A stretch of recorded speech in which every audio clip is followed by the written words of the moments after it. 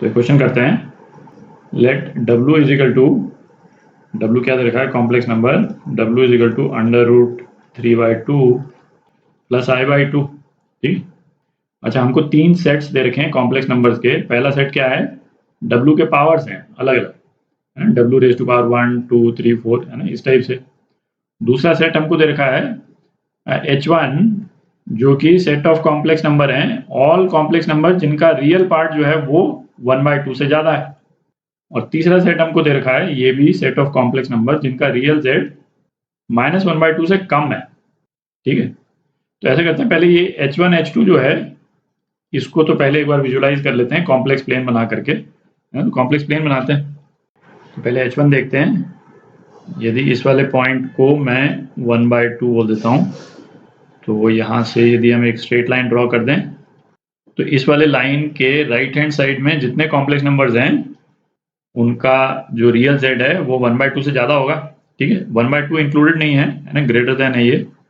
तो H1 के जितने पॉइंट्स हैं, ये सेट H1 इस लाइन के इस तरफ लाई करते हैं। ठीक है, अच्छा, इसी तरह से यहाँ पे -1/2 यदि हम बना दें, और ये एक स्ट्रेट लाइन यदि अपन बना देते हैं, ये स्ट्रेट लाइन। ठीक है, तो H2 के जितने पॉइंट्स हैं, H2 वाला जो सेट है उसके सारे पॉइंट्स जो हैं वो इस लाइन के लेफ्ट हैंड साइड में लाई करेंगे। ठीक है, जब सेट P देखते हैं, सेट P के एलिमेंट जो हैं वो W के पावर्स हैं। ठीक है, अच्छा, W इस फॉर्म में यदि हम रखेंगे तो इसके तो पावर्स लेने में दिक्कत होगी, मतलब थोड़ा सा टाइम लगेगा, W², W rays to power 3, फिर 4 5 उस टाइप से। तो ऐसा करते हैं, इसको है ना एक्सपोनेंट फॉर्म में चेंज कर देते हैं, है ना। एक्सपोनेंट फॉर्म में पावर लेना ईजी हो जाता है। तो W को हम क्या लिख सकते हैं, इसका मॉडुलस 3/4 प्लस 1/4 और e raise to power I थीटा, इसका तो इसका थीटा क्या हो जाएगा, tan इनवर्स 1/2 बाय √3/2, है ना, जो कि 1/3 हो गया। तो ये एंगल आ गया आपका π/6। तो W क्या हो गया, e to the power I π/6। ठीक, और ये अंडर रूट जो है ये तो 1 के बराबर है, तो W की वैल्यू अपने पास में क्या आ गई, e raise to power I π/6, और इसका मॉड जो है वो 1 है ना, ये 1 लिख देते हैं यहाँ। ठीक है, अभी कैलकुलेशन में मिटा देता हूँ।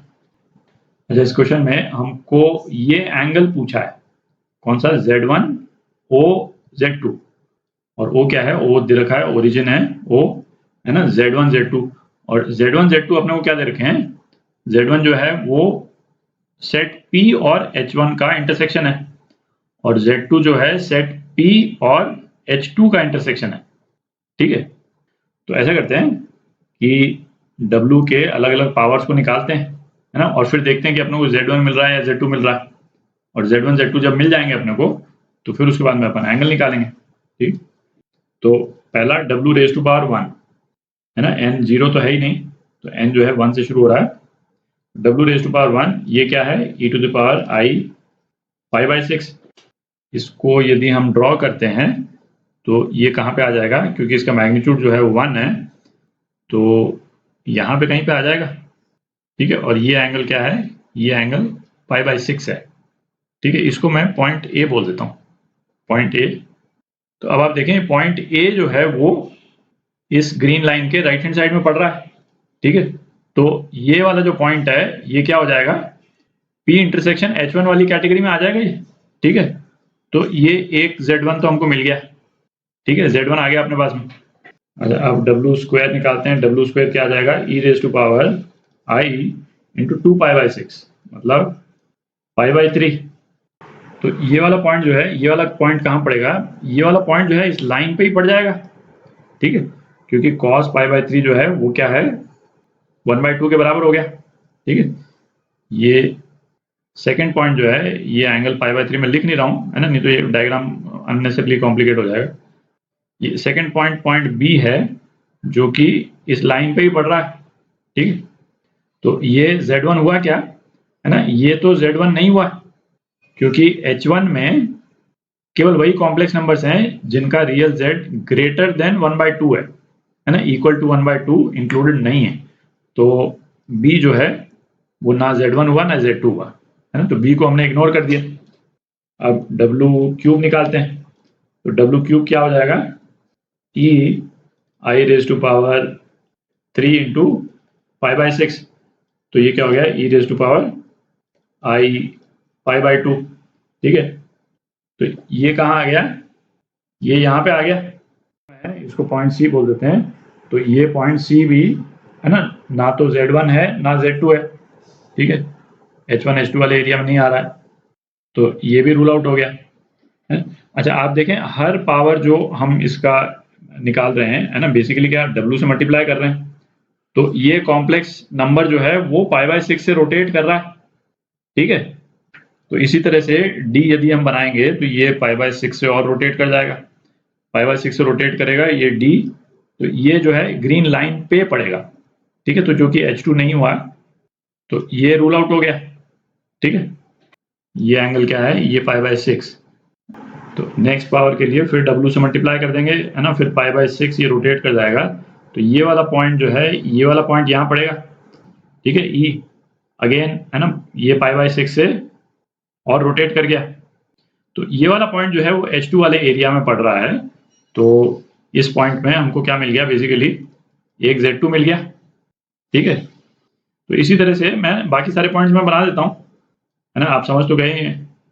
फिर π/6 रोटेट कर दिया, EF वाला पॉइंट अपने को यहाँ मिल गया, अच्छा एक पॉइंट अपने को यहाँ पे मिलेगा, π/6 से फिर रोटेट करेंगे EFG, तो एक Z2 हमको यहाँ पे भी मिल गया, ठीक है। अगला Z2 यहाँ मिलेगा, अगला पॉइंट यहाँ पे मिलेगा, है ना, EFGH, है ना, इसमें कोई Z2 नहीं हुआ, फिर अगला पॉइंट यहाँ मिलेगा I, है ना, इसमें भी कोई Z2 नहीं हुआ, फिर इसमें भी IJ, है ना, इसमें कोई Z1 नहीं मिला, और लास्ट पॉइंट हमको मिलेगा यहाँ पे GH, ठीक है, ये वाला पॉइंट। तो ये वाला पॉइंट भी क्या हो गया, ये वाला पॉइंट Z1 हो गया, तो दो तो Z1 मिल गए हमको और दो Z2 मिल गए, ठीक है। तो जो जो पॉइंट्स जो हैं वो ना तो Z1 है ना Z2 है, उनको मैं हटा देता हूँ, है ना, डायग्राम सिंपल हो जाएगा, ये भी हट जाएंगे क्योंकि ये भी ना तो Z1 है ना Z2 है। अच्छा एक Z1 एक Z2 और है ना, एक Z1 यहाँ पे भी पड़ेगा और एक Z2 यहाँ पे भी पड़ेगा, है ना, बिल्कुल प्योर रियल एक्सिस पे। तो हमको 3 Z1 और 3 Z2 मिल गए, ठीक है। तो अब ये एंगल को निकालते हैं, है ना, इसको मैं हटा देता हूँ। तो Z1 वाले पॉइंट्स इस तरफ हैं, Z2 वाले पॉइंट्स इस तरफ हैं, एंगल्स लिखते हैं अपन, है ना। तो Z1 Z2 लिखने की जगह मैं ये जो पॉइंट्स है ना A B, है ना, इस तरह से इनको मैं लिखता हूँ। तो एंगल AOE, है ना, ये क्या हो जाएगा, ये π/6 है, ये भी π/6 है, ठीक है। तो पाई माइनस π/6 प्लस π/6 है ना, π/3, तो ये कितना हो गया, 2π/3, ठीक है। अच्छा 2π/3 हमको एक ऑप्शंस में दे रखा है, तो ये ऑप्शन तो करेक्ट है, ठीक। अच्छा नेक्स्ट एंगल देखते हैं, एंगल AOF, है ना, इस केस में क्या हो जाएगा, पाई माइनस π/6, ठीक है, इसी केवल इस वाले एंगल को माइनस कर दिया, तो ये क्या आ गया, 5π/6। 5π/6 भी हमको आंसर के एक ऑप्शन में दे रखा है, तो डी पार्ट, है ना, ये भी करेक्ट हो गया।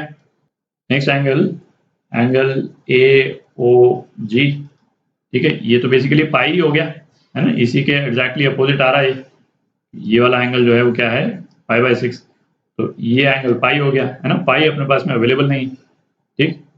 तो ए से जो अलग अलग Z2 के जितने एंगल्स बनते थे वो सारे अपन ने निकाल लिए। अच्छा अब आप देखें, EFGH I, इसको मैं I बोल देता हूँ, बाकी पॉइंट्स से आप एंगल्स निकालिएगा, है ना, तो यही एंगल्स आएंगे, ठीक है, अलग सीक्वेंस में आएंगे पर यही एंगल आ जाएंगे, है ना। I से आप I और E के बीच में निकालिएगा, 5π/6 पहले आएगा, फिर पाई आएगा, और उसके बाद में तो बेसिकली यही वाले एंगल्स रिपीट हो जाएंगे, ठीक है, कोई मतलब नया एंगल हमको नहीं मिलेगा। तो ये दोनों ऑप्शंस, है ना, ये रूल आउट हो गए, C और D, है ना, ये दोनों ऑप्शंस करेक्ट हैं, है ना, ये आपका आंसर